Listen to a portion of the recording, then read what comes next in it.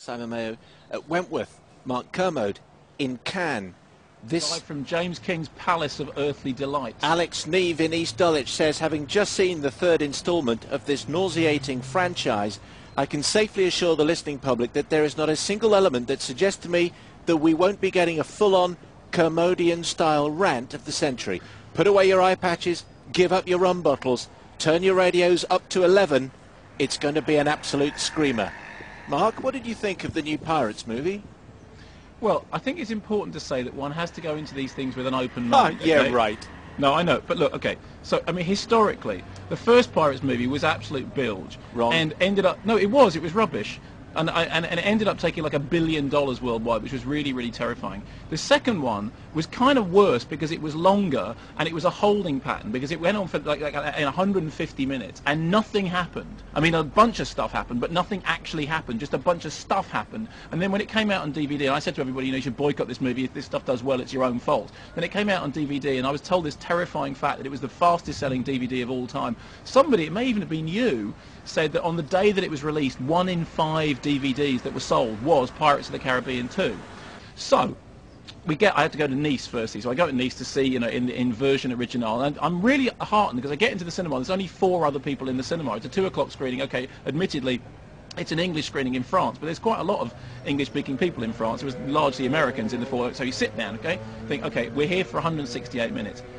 Film starts off with a hanging sequence, a sequence in which a whole bunch of people are, you know, including underage persons, but probably the most misjudged opening of any allegedly family-friendly movie I've seen in a long time. You're sitting there thinking, this is they've totally lost the plot. They've decided to go dark for the third Pirates movie. What on earth are they playing at? This is not something that needs to go dark. This is something that needs to lighten up a little. This is something that actually needs, you know, to be entertaining. But no, we have this really long, really sort of drawn out, really completely out of place hanging sequence at the beginning. And the BBFC guidelines, so I looked it up, says contains moderate horror and action adventure violence. We said contains, you know, completely inappropriate darkness at the beginning that is absolutely out of kilter with the rest of the film and has no right being there. Fine. So we get through that.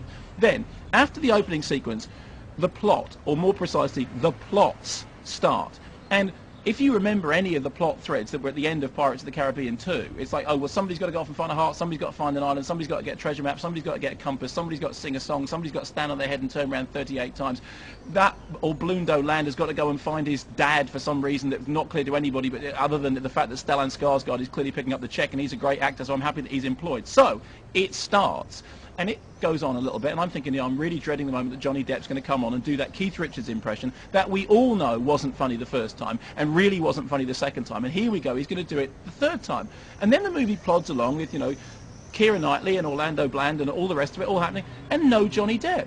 It's 35 minutes before Johnny Depp actually arrives on the screen. And I'm starting to think this is really clever, because what they've done is they've realised that Johnny Depp is so terrible in the film that they're withholding him. They're withholding him because actually everything else in the film is going to do better without him. But no, 35 minutes in, Johnny Depp turns up. But not just one Johnny Depp, 10 Johnny Depps turn up at the beginning. And there's a brilliant line in Hitchhiker's Guide to the Galaxy, which is referring to Arthur Dent meeting up with Hoojaman Flip, the Martin Freeman character, and he says he's one of those people that you couldn't see him for months at a time, and then as soon as you saw him, he was immediately annoying. And Johnny Depp in Pirates of the Caribbean 3 is exactly, but he's immediately annoying squared. He's immediately annoying to the power of 10, because there are 10 of him. And there's a little bit of business about, oh, Johnny Depp's dead, but he's in the underworld. All this stuff seems to exist purely to show off the fact they've got a special effect that can turn a stone into a crab. Great, brilliant, marvellous, not enough to hang a feature film on, but hey, well done to the special effects guys. Then they escape from the underworld that he got into at the end of the last movie, because I think Keira killed him, but I can't quite remember. There was something to do with a kraken. And then they all get together and they say, okay, off we go on the various plot strands again, and it's business as usual. There's actually one line in this when somebody says one person has the 9th piece of 8, which is just about as coherent as any form of plot synopsis gets. On the IMDb trivia page, it says the most amazing thing about Pirates 3 is that they started filming without a completed script. No, they finished filming without a completed script. So they just ended up with like a montage of bits, a whole bunch of special effects, a little bit of him doing that, a little bit of everyone else, and they just stuck them together in any order, and they didn't cut any of it out, just said, there's 168 minutes, shove it out into the cinema, and everyone will buy it, because everyone has clearly had some kind of terrible, joint lobotomy, so that nobody any longer has the guts to stand up and say, this is absolutely terrible, and what we're doing here, actually we should walk out of the cinema and go next door where they're showing Zodiac. However, Johnny Depp leads to the problems. Let's start with Keira Knightley, because clearly Keira Knightley's agent has been speaking to the scriptwriters and saying, look, it's fabulous, we're really pleased that Keira's back in the movie again, obviously wonderful. The thing is, up until now, she has really been window dressing, and what we really think is that Keira needs to sort of expand her role, and why don't you make Keira a pirate, because I think really she could do pirates. So, through the most ridiculous, contrived, plot device, Keira Knightley actually ends up being king of all pirates in all the world ever. So Keira Knightley, king of the pirates. This means that Keira Knightley has to do two things. Firstly, she has to do the pirate ha ha ha ha. But of course, when Keira Knightley does it, it's like, yeah, hello, ha ha ha ha. Then she has to do a rabble-rousing speech, which is basically like that speech that Mel Gibson does in Braveheart about, they can take our lives, but they can never take her freedom. Only when Keira Knightley does that speech, it basically sounds like the head girl addressing a convention of fifth formers on prize-giving day at the end of term. So Keira, disastrous, given more to do, messes it up terribly. And then we have the magisterial talent of Orlando Bland. Now, there has always been a problem with Orlando, which is that very early on, the script had a relationship between the Keira Knightley character and the Orlando Bland character.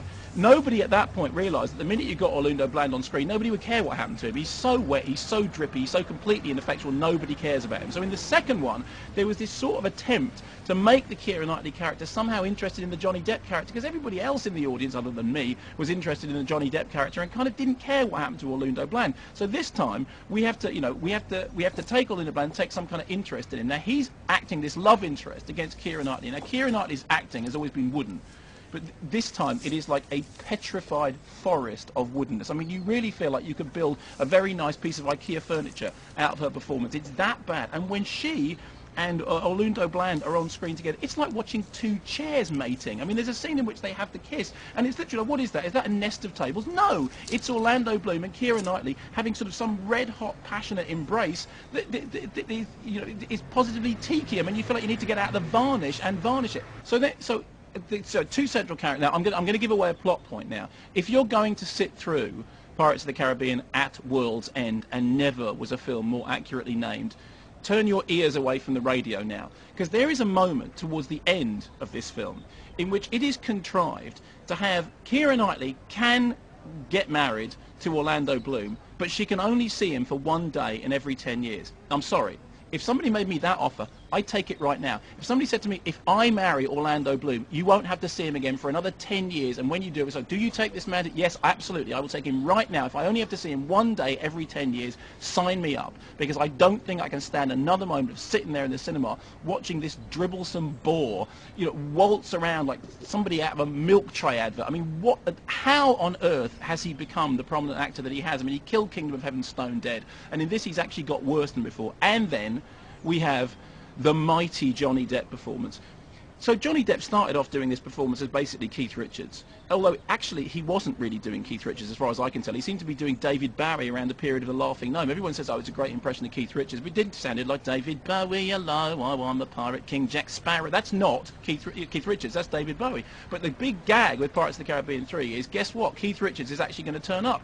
So you sit there and you fall asleep and you wake up and you fall asleep and you stretch your back a little bit and you feel most of your lower body starting to go numb, and then about 2 hours the way through, Keith Richards turns up, and here's how it goes. Keith Richards goes, and Johnny Depp goes, and Keith Richards goes, if you thought Johnny Depp was bad at being Keith Richards, you should see Keith Richards trying to be Keith Richards. I mean, there was a ripple of sort of appreciation in the audience, which, as far as I could tell, was entirely for the fact that Keith Richards was still alive at all. But he's even worse at doing an on-screen Keith Richards than Johnny Depp is. And between them, this sort of, incredible in-joke about, oh, it's so funny, up until now I've been doing Keith Richards, now here he actually is. It's like, no, all of you, the Rolling Stones don't care, go away. I mean, I never want to see the Rolling Stones. I don't want to ever see another Pirates of the Caribbean movie, despite the fact that at the end of this, there is a door left open for there to be another one. The whole thing goes on forever. I added this up, right? First movie 142 minutes, second movie 150 minutes, this 168 minutes. I make that the best part of 8 hours of my life.